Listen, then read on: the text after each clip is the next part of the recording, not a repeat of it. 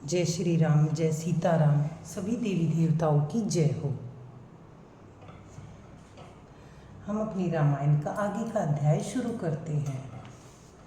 लखन कहे कछु बचन कठोरा, बरजी राम पुनि मोहि निहोरा।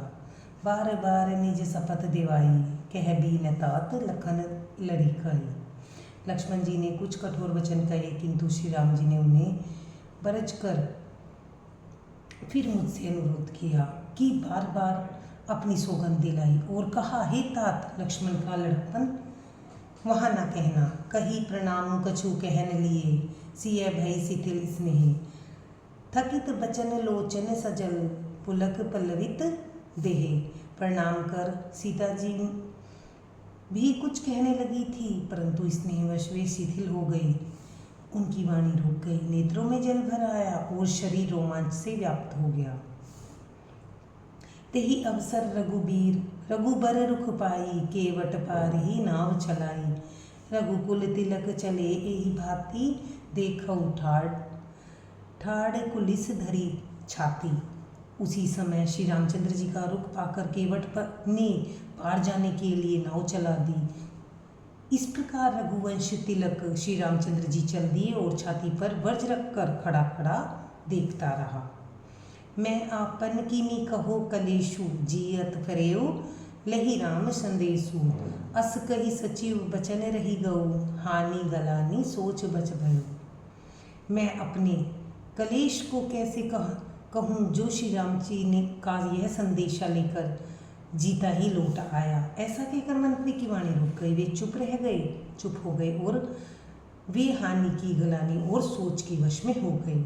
सूत बचन सुनती न रहनाहु, परे उधरनी उर दारुण दाहु। तलफत विषम मोह मन मापा, मांझा मनहु मीन कहु व्यापा। सारथी सुमंत्र के वचन सुनते ही राजा पृथ्वी पर गिर पड़े। उनके हृदय में भयानक जलन होने लगी, वे तड़पने लगे। उनका मन भीषण मोह से व्याकुल हो गया, मानो मछली मांझा व्याप हो गया हो, पहली वर्षा का जल लग गया हो। करी विलाप विलाप सब रोही रानी, महाविपत्ति किमी जाई बखानी। सुनी विलाप दुख दुख लागा, धीर जऊँ कर धीर जुभागा। सब रानियां विलाप करके रो रही हैं।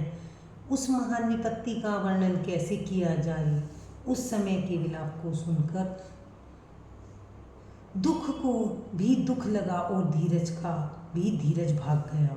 भयो कोलाहलो अवध अति, सुनी नृपराहु सोरो। विपुल विहग बन परेहु निशि, मानु कुलिश कठोर।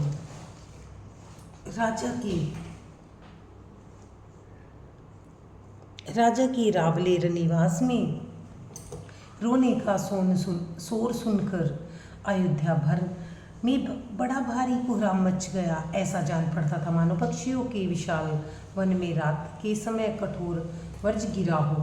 प्राण कठगत भयउ बुहालु, मनि विहीन जनु व्याकुलु व्यालु। इंद्री सकल बिकल भई भारी, जनु सर सरजे सिज बनु बिनु बारी। राजा के प्राण कंठ में आ गए, मानो मणि के बिना सांप व्याकुल मरना सन हो गया हो। इंद्रियां सब बहुत ही विकल हो गई, मानो बिना जल के तालाब में कमलों का वन मुरझा गया हो। कौशल्या को दीख मलाना, रविकुल रवि ऐथु जिए जाना। उर्धरि धीर राम महतारी, बोली बचन समय अनुसारी। कौशल्या जी ने राजा को बहुत दुखी होकर अपने हृदय में जान लिया कि अब सूर्यकुल का सूर्य अस्त हो चला। तब श्री रामचंद्र जी की माता कौशल्या हृदय में धीरज धरकर समय के अनुकूल वचन बोली।